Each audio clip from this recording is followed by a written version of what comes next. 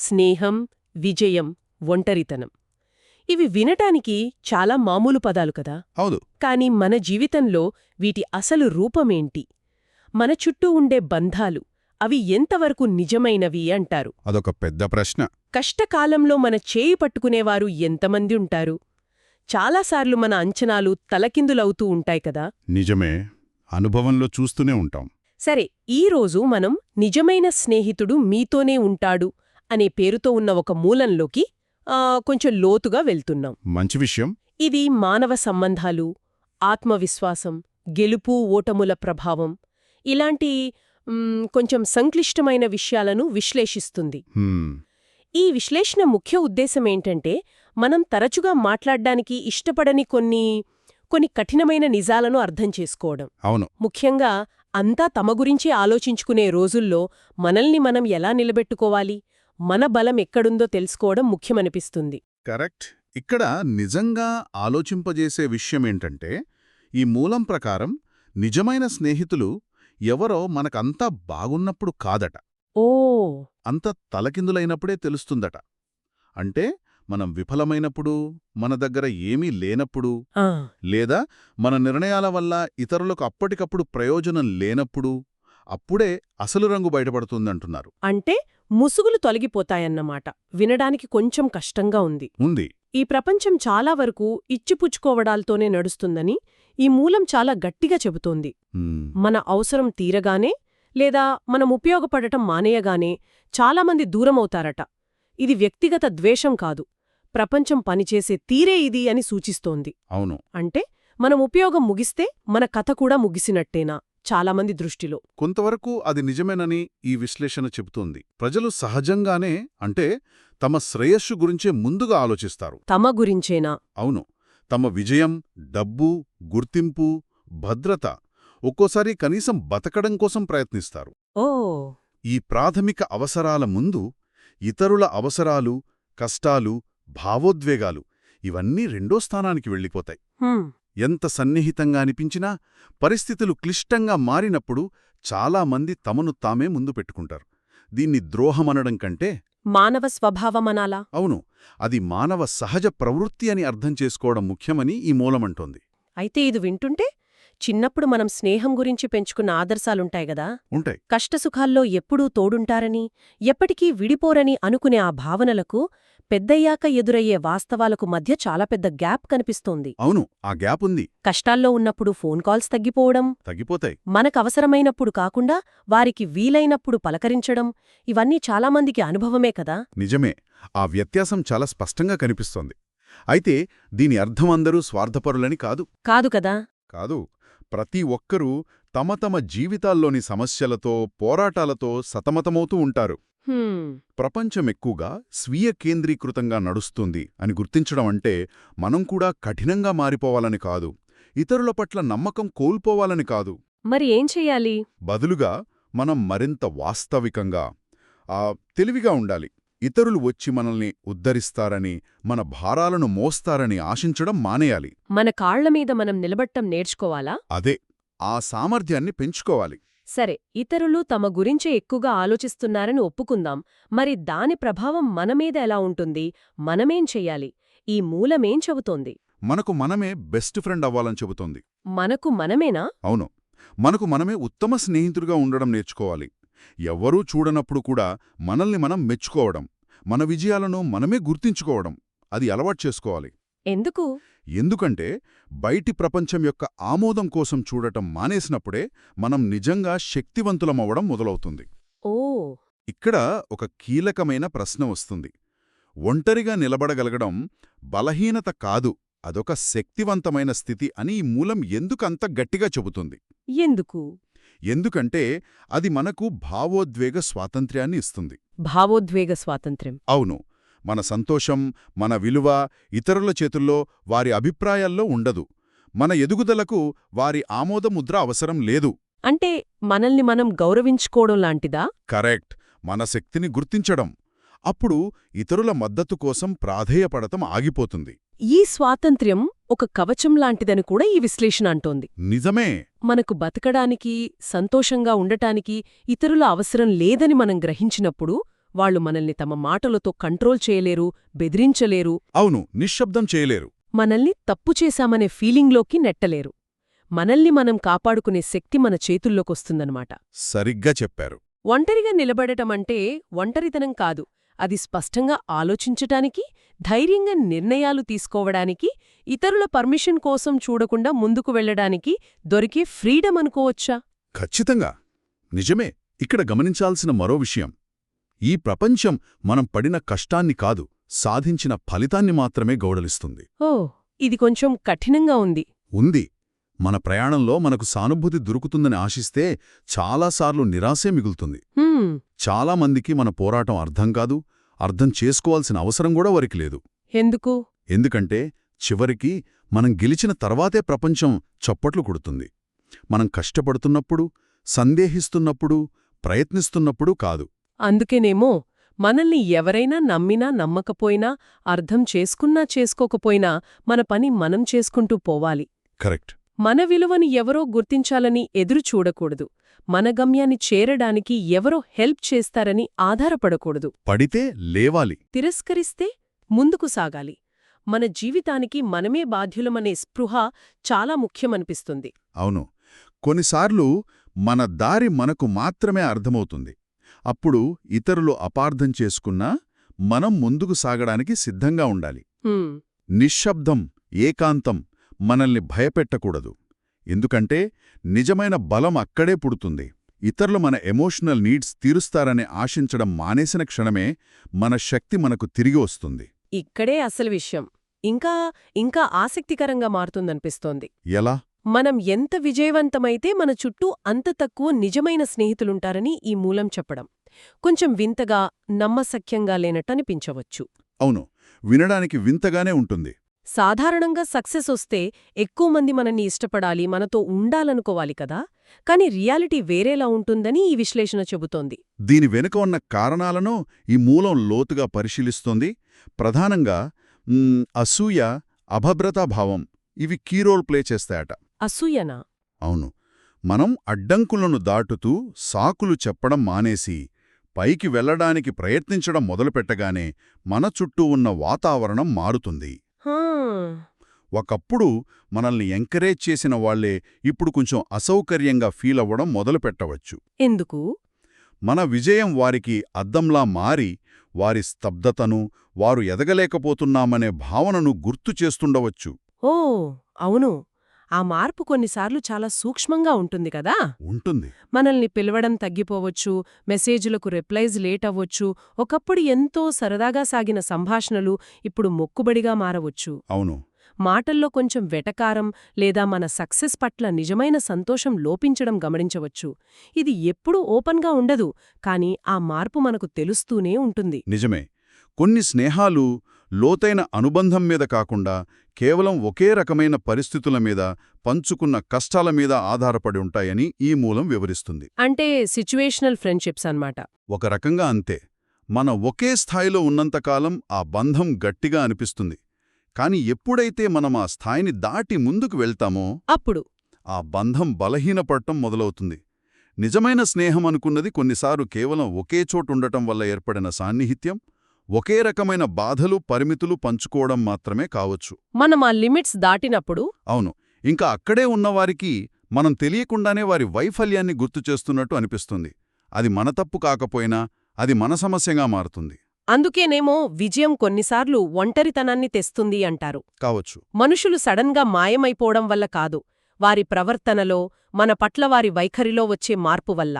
అయితే అందరూ ఇలాగే ఉంటారని కాదు కదా. అస్సలు కాదు. మన విజయాన్ని చూసి నిజంగా సంతోషించేవాళ్లు కూడా ఉంటారు. కాని చాలామంది పైకి నవ్వుతూ లోపల కుమిలిపోతారని లేదా వెలుక వేరేలా మాట్లాడతారని ఈ విశ్లేషణ హెచ్చరిస్తోంది. చాలామంది మీరు బాగుండాలని కోరుకుంటారు, కాని తమకంటే ఎక్కువగా కాదు అనే వాక్యం ఎంత నిజమో కదా. చాలా పదునైన వాక్యం అది. విజయం ఒక అద్దం లాంటిది. అది మనుషుల్ని మార్చదు, వారి అసలు స్వభావాన్ని బయటపెడుతుంది. ఒకప్పుడు ఎప్పటికీ తోడుంటామని చెప్పిన వారే మనం విజయపథంలో దూసుకుపోతున్నప్పుడు నిశ్శబ్దంగా వైదొలగడం మనల్ని కలవరపెడుతుంది. అవును, బాధ కలిగిస్తోంది. ఎన్నో మంచి జ్ఞాపకాలు పంచుకున్న వ్యక్తులు మన భవిష్యత్తును, మన ఎదుగుదలను తట్టుకోలేకపోతున్నారని గ్రహించడం చాలా కష్టమైన విషయం. వాళ్లని వదిలి ముందుకు సాగడమంటే మనలో ఒక భాగాన్ని కోల్పోయినట్టే అనిపిస్తోంది. అనిపిస్తుంది. కాని బహుశా అది ఎదుగుదల్లో ఒక భాగమేమో. అంటే సక్సెస్ సాధించాలంటే ఇమోషనల్ మెచ్యూరిటీ చాలా అవసరమన్నమాట. చాలా అవసరం. మనతో పాటు జర్నీ మొదలుపెట్టిన అందరూ చివరి వరకు రారని యాక్సెప్ట్ చేయాల్సుంటుంది. కొందరు కేవలం ఒక సీజన్ వరకే మనతో నడుస్తారు. అంతే. మనం ఎక్కువ సాధిస్తున్న కొద్దీ వారు వెనుకబడిపోయామని భావిస్తారు. తమ అసమర్థతను ఒప్పుకోవడానికి బదులుగా మన విజయమే వారికి అన్యాయంగా అనిపిస్తోంది. వారు ఎలా ఎదగవల్యమని ఆలోచించడానికి బదులుగా మన నుండి దూరం జరుగుతారు. కాబట్టి ఒకప్పుడు ఎప్పటికీ విడిచిపెట్టమని మాటిచ్చిన వారే మనం ఎదిగిన తర్వాత మొదటగా దూరమయ్యేవారిలో ఉండొచ్చు అంటున్నారు. ఉండొచ్చు. వారి లేకపోవడం ఎప్పుడూ డ్రమాటిక్గా ఉండదు. ఎలా ఉంటుంది మరి? మనం ఎలా ఉన్నామని అడక్కపోవడంలో, మన పనికి సపోర్ట్ ఇవ్వకపోవడంలో, ఒకప్పుడు మనల్ని భాగం చేసిన సందర్భాలలో ఇప్పుడు చేర్చకపోవడంలో ఆ దూరం కనిపిస్తుంది. వాళ్ళు మనల్ని ఫేస్ చేయరు. చెయ్యరు. నిశ్శబ్దంగా నెమ్మదిగా దూరం జరుగుతారు. చివరికి మనం వారిని దాటి ఎగిరిపోయామని, వారు మన విజయాన్ని తట్టుకోలేకపోయారని మనం గ్రహించే వరకు ఆ దూరం పెరుగుతూనే ఉంటుంది. జీవితంలో మనం తరచుగా పొరబడే అంశాలలో ఇంకొకటి, మనం కష్టాల్లో ఉన్నప్పుడే అందరూ మనకు అండగా నిలబడతారనే నమ్మకం. అవును, అలా అనుకుంటాం. మరి మన బలహీన క్షణాల్లో సహాయం అందితే బాగుంటుంది. కాని వాస్తవం చాలాసార్లు వేరేలా ఉంటుంది. సహాయం, ప్రశంస, మద్దతు, గుర్తింపు ఇవి తరచుగా మనం కిందపడి ఉన్నప్పుడు రావు. మరి ఎప్పుడు వస్తాయి? అవి మనకు ఇక ఏమాత్రం అవసరం లేదనిపించినప్పుడు, మనం నిలదొక్కున్న తర్వాత వస్తాయని ఈ మూలం వివరిస్తోంది. ఇది వినడానికి చాలా విచిత్రంగా ఉంది. ఉంది. దీని వెనుక ఒక బలమైన కారణం ఉందని ఈ విశ్లేషణ చెబుతుంది. ప్రజలు బలాన్ని గౌరవిస్తారు, బలహీనతను కాదు. బలాన్నేనా? అవును. కష్టం, బాధ ఇతరులను అసౌకర్యానికి గురిచేస్తాయి. విరిగిపోయిన మనిషిని ఎలా ఓదార్చాలో, ఏమి మాట్లాడాలో, ఎలా ప్రవర్తించాలో చాలామందికి తెలియదు. మన నొప్పి వారికి కనిపించదు. దానికి అర్థం లేక కాదు. కాని పైకి కనిపించే విజయాలకు మాత్రమే విలువనిచ్చే సమాజంలో కష్టానికి, పోరాటానికి అంత గుర్తింపుండదు. అంటే మన బలహీనతకు సమాధానంగా తరచుగా నిశ్శబ్దమై లభిస్తుందన్నమాట. చాలాసార్లు అంతే. మనం సహాయానికి అర్హులం కాదని కాదు. కాని చాలామంది మనం ముందు మనల్ని మనం కాపాడుకుంటామో లేదో చూడటానికి వెయిట్ చేస్తారు. మనం తిరిగి పైకి లేవడం ప్రారంభించినప్పుడు మాత్రమే. అవును. మన కాళ్ల మీద మనం నిలబడుతున్నామని అనిపించినప్పుడు మాత్రమే వాళ్లు మళ్లీ కనిపిస్తారు. అప్పుడు కూడా మనల్ని ఆదుకోవడానికి కాదా? కాదు. మన పునరాగమన కథలో భాగస్వాములు కావడానికి. ఇదే మనం జీవిస్తున్న ప్రపంచంలోని విచిత్రమైన వైరుధ్యం. అంటే కమ్బ్యాక్ స్టోరీ అంటే ఇష్టమా? చాలా ఇష్టం. కాని ఆ కథలోని అత్యంత కష్టమైన భాగాలు ముగిసిపోయిన తర్వాతే వారు సెలబ్రేషన్లో భాగం కావాలనుకుంటారు. ఆ సెలబ్రేషన్ వెనుక ఉన్న గందరగోళంలో కాదు. నిజమే. మనం అవకాశాల కోసం ఎదురుచూస్తున్నప్పుడు, సహాయం కోసం అడుగుతున్నప్పుడు ఎవరూ పట్టించుకోరు. కాని మనకు ఇక వారి అవసరం లేదనిపించినప్పుడు ఏవైనా హెల్ప్ కావాలా అని అడుగుతారు. అవును. మనం ఆకలితో ఉన్నప్పుడు తలుపులు మూసుకుపోయుంటాయి. కాని మనం మన స్వంతంగా భోజనం ఏర్పాటు చేసుకున్నప్పుడు మన టేబుల్ దగ్గర ఒక సీటు కావాలని అడుగుతారు. బలం ఒక మ్యాగ్నెట్ లాంటిది మరి. అది కాన్ఫిడెన్స్, సెక్యూరిటీని సూచిస్తుంది. మీరు సంబంధం పెట్టుకోవడానికి విలువైన వారని అది మెసేజ్ పంపుతుంది. ప్రజలు నిశ్చయిత వైపు ఆకర్షితులవుతారు, నిరాశ వైపు కాదు. మనం బలంగా ఉన్నప్పుడు, మన ప్రాబ్లమ్స్ మనమే సాల్వ్ చేసుకుంటున్నప్పుడు ఇతరులు మనలో విలువను చూడటం ప్రారంభిస్తారు. అప్పుడు అకస్మాత్తుగా మన ఫోన్ ఎక్కువ మోగుతుంది, మెయిల్స్ వస్తాయి, ఇన్విటేషన్స్ అందుతాయి. మనం వ్యక్తిగా మారినందువల్ల కాదు, మరి మన చుట్టూ ఇప్పుడు శక్తి, విజయమనే ఆకర్షణ ఏర్పడినందువల్ల. ఇక నమ్మకం విషయానికి వస్తే ఇది జీవితంలో చాలా విలువైనది, కాని అంతే తప్పుగా అర్థం చేసుకోబడేది కూడా కదా. అవును, చాలా తప్పుగా అర్థం చేసుకుంటారు. చాలామంది నమ్మకాన్ని ఫీలింగ్స్తో ముడిపెడతారు. ఎవరో తమతో మంచిగా మాట్లాడినందువల్ల, తమకు కంఫర్టబుల్గా అనిపించినందువల్ల, లేదా కొన్నిసార్లు లాయాలిటీ చూపినట్టు నటించినందువల్ల. అవును, ఆ వ్యక్తి నమ్మదగిన వారిని డిసైడ్ చేసేస్తారు. కాని ఈ మూలం ప్రకారం నిజమైన నమ్మకమనేది ఆప్యాయతతోనో మాటల గారడీతోనో నిర్మించబడదు. అది ఇన్స్టెంట్ ఎమోషన్స్ రిజల్ట్ కాదు. మరి ఎలా? అది కాలక్రమేణా పదే పదే ఎదురైన అనుభవాల ద్వారా, స్థిరమైన ప్రవర్తన ద్వారా, పరీక్షలకు నిలబడిన విధేయత ద్వారా నెమ్మదిగా సంపాదించబడుతుంది. అంటే ఫీలింగ్స్ నమ్మదగినవి కాదంటారా? కావు. అవి మన మూడ్ని బట్టి, పరిస్థితులను బట్టి మారుతూ ఉంటాయి. మాటలు చాలా చౌక. చేతలే ముఖ్యమా?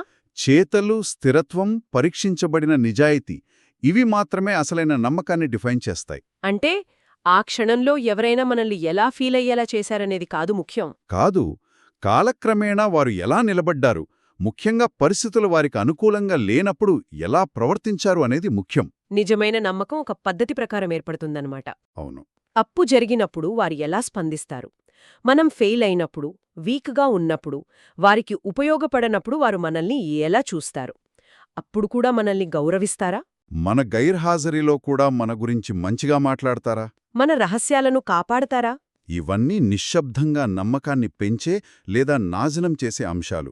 ఏదో లాభం ఆశించి ఎవరైనా మంచిగా ఉండగలరు. అవకాశాలు ఉన్నప్పుడు ఎవరైనా శ్రద్ధ చూపినట్టు నటించగలరు.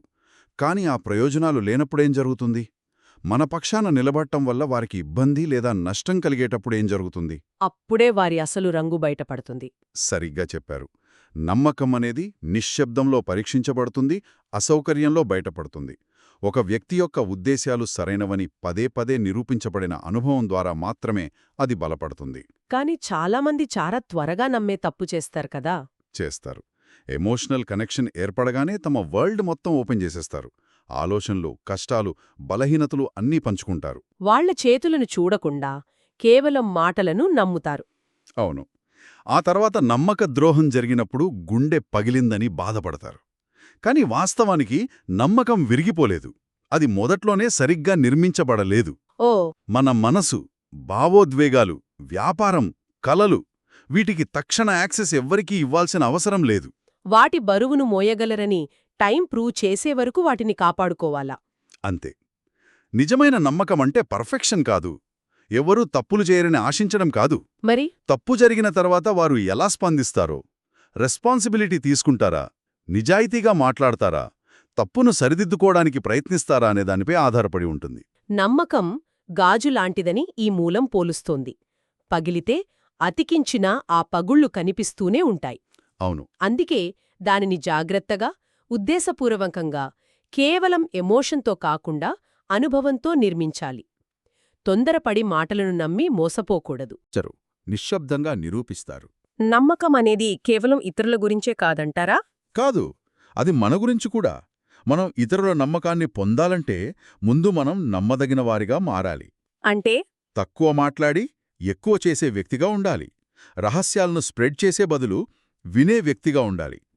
మనం సరైన మాటలు చెప్పడం వల్ల కాదు, మన చేతులు ఎల్లప్పుడూ మన మాటలకు కట్టుబడి ఉండటం వల్ల ఇతరులు మన దగ్గర సురక్షితంగా ఫీలయ్యేలా ఉండాలి. ఇక చివరిగా ఒంటరిగా ఉండటం అనే భయం గురించి మాట్లాడుకుందాం.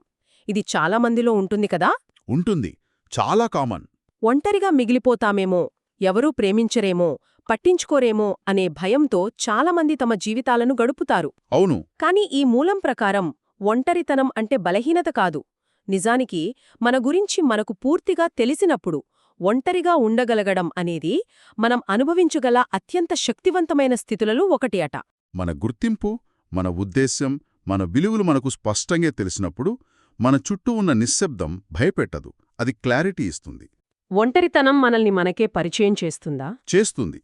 బయటి ప్రపంచంపు గోల, డిస్ట్రాక్షన్స్, ఇతరుల అభిప్రాయాల ప్రభావం తగ్గినప్పుడు మన అసలు స్వరం మనకు వినిపిస్తుంది. అప్పుడు ఇతరుల మెప్పు కోసం మనల్ని మనం మార్చుకోం, గుంపులో కలవడానికి మన పర్సనాలిటీని వదులుకోం. చాలామంది ఒంటరిగా ఉండటానికి ఎందుకు భయపడతారంటే వారికి నిశ్శబ్దం ఇష్టం లేక కాదట, ఆ నిశ్శబ్దంలో తమ గురించి ఏం బయటపడుతుందోనని భయమట. అవును, అది నిజం కావచ్చు. కాని మనం ఒంటరితనం నుండి పారిపోవడం మానేసి దాన్ని యాక్సెప్ట్ చేయడం నేర్చుకున్నప్పుడు మనలో ట్రాన్స్ఫర్మేషన్ మొదలవుతుంది. మన శాంతికి ఇతరుల పర్మిషన్ అవసరం లేదని గ్రహిస్తాం. ఆత్మవిశ్వాసం అనేది నలుగురిలో నిర్మించబడాది కాదు, అది నిశ్శబ్దంలో మనతో మనం గడిపే సమయంలో బలపడుతుందని అర్థం చేసుకుంటాం. ఒంటరితనం మనల్ని మనతోనే ఫేస్ టు ఫేస్ నిలబెడుతుందన్నమాట. అవును, బయట శబ్దం తొలగిపోయి క్లారిటీ పెరుగుతుంది. ఇది internal piece, self confidence, emotional control, mental resilience వీటన్నిటినీ పెంచుతోంది. మనతో మనం ఎంతెక్కువ టైం స్పెండ్ చేస్తే మన ఆలోచనలు, భావోద్వేగాలు, రియాక్షన్స్పై అంతెక్కువ కంట్రోల్ సాధిస్తాం.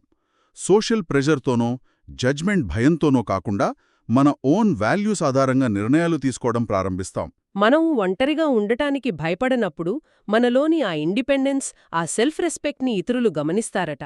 గమనిస్తారు. మనం ఇతరుల అటెన్షన్ కోసం ఆరాటపడం. కాబట్టి మనకు లభించే శ్రద్ధ జెన్యూన్గా ఉంటుంది. కేవలం ఒంటరిగా మిగిలిపోతామనే భయంతో టాక్సిక్ రిలేషన్షిప్స్కు అతుక్కుపోం. పోము. మన ఇన్నర్ పీస్ మరింత ఇంపార్టెంట్ అని భావించి ధైర్యంగా అలాంటి బంధాల నుండి బయటకు నడుస్తాం. మనం గుంపును గుడ్డిగా ఫాలో అవ్వం. మన ఇన్నర్ వాయిస్ని ఫాలో అవుతాం. ఒంటరితనంలో మనం మానసిక దృఢత్వాన్ని కూడా పెంచుకుంటున్నారంటున్నారు. అవును. పారిపోకుండా మన ఆలోచనలను ఎదుర్కొంటాం. సాకులు చెప్పకుండా మన బలహీనతలను యాక్సెప్ట్ చేస్తాం. మనల్ని మనం ఎలా ఓదార్చుకోవాలో, ఎలా ఎంకరేజ్ చేసుకోవాలో, ఎలా డిసిప్లిన్లో పెట్టుకోవాలో నేర్చుకుంటాం. కరెక్ట్. ఇలాంటి ఇంటర్నల్ స్ట్రెంగ్త్ని నటనతో సాధించలేము. అది బయటి సపోర్ట్తో రాదు, మన ఇంటర్నల్ వర్క్ వల్లే వస్తుంది. ఒంటరితనం వల్ల కలిగే ముఖ్యమైన ప్రయోజనాల్లో ఒకటి క్లారిటీ అని కూడా అన్నారు. డిస్ట్రాక్షన్స్ లేనప్పుడు మన ఫోకస్ పెరుగుతుంది. అందరినీ సంతోషపెట్టాలనే ప్రయత్నంలో 10 దిక్కులకు లాగబడం. మన గోల్స్ క్లియర్ అవుతాయి. లోతుగా ఆలోచిస్తాం, బెటర్గా క్రియేట్ చేస్తాం, తెలివిగా ప్లాన్స్ వేస్తాం. ఒంటరితనమనేది ఇతరులు మన నుండి ఆశించే వ్యక్తిగా కాకుండా మనం నిజంగా ఎవరు కావాలనుకుంటున్నామో ఆ వ్యక్తితో ఎలైన్ అవ్వడానికి అవకాశమిస్తుంది. కాబట్టి ఇవన్నీ విన్న తర్వాత మనకేమర్థమైంది? క్లుప్తంగా చెప్పాలంటే చాలా మానవ సంబంధాలు షరతులతో కూడి ఉంటాయి. అవును. కాబట్టి స్వీయ ఆధారపడటం అనేది బలహీనత కాదు, అది అత్యవసరం. ముఖ్యం. విజయం మన సంబంధాలను పరీక్షిస్తుంది, కొన్నిసార్లు వాటిని బలహీనపరుస్తుంది కూడా. నిజమే. నిజమైన సహాయం తరచుగా మనకు అవసరం లేనప్పుడే వస్తుంది. అదొక విచిత్రం. నమ్మకాన్ని మాటలతో కాదు, చేతలతో, కాలంతో నిర్మించాలి. కరెక్ట్. చివరగా స్వీయ జ్ఞానంతో కూడిన ఏకాంతం భయపడాల్సిన విషయం కాదు, అది మనల్ని శక్తివంతులుగా మారుస్తుంది. అయితే ఈ విశ్లేషణల ఉద్దేశం మనల్ని కఠినంగా మార్చడం కాదు, లేదా నిరాశావాదంగా మార్చడం కాదు. బదులుగా మరింత వివేకంతో రియలిస్టిక్గా ఉండటానికి హెల్ప్ చేయడం. మన శక్తిని, మన ఫోకస్ని దేనిపై పెట్టాలో జాగ్రత్తగా ఎంచుకోవడం. అవును. తొందరపడి ఎవరిని నమ్మకపోవడం, ఇతరుల లాయల్టీపై ఆధారపడకుండా మనల్ని మనం బలంగా నిర్మించుకోవడం చాలా ముఖ్యం. ఎందుకంటే చివరికి ఎల్లప్పుడూ మనతో నడిచే ఏకైక వ్యక్తి అద్దంలో మనకు కనిపించే మనమే. సరిగ్గా చెప్పారు. ఈ చర్చంతా ఎక్కువగా స్వీయ ఆధారపడటం, సంబంధాల షరతులతో కూడిన స్వభావం గురించే సాగింది కదా. అవును, దానిపైనే ఎక్కువ ఫోకస్ చేశాం. మరి ఈ అంతర్దృష్టుల వెలుగులో కేవలం సౌలభ్యం, అవసరం అనే లిమిట్స్ దాటి నిలిచే ఆ కొన్ని నిజమైన, నిస్వార్థమైన సంబంధాలను గుర్తించడమెలా? వాటిని ఎలా కాపాడుకోవాలి, ఎలా పెంచుకోవాలి? బహుశా ఇది మనం ఇంకాస్త లోతుగా ఆలోచించాల్సిన విషయమేమో.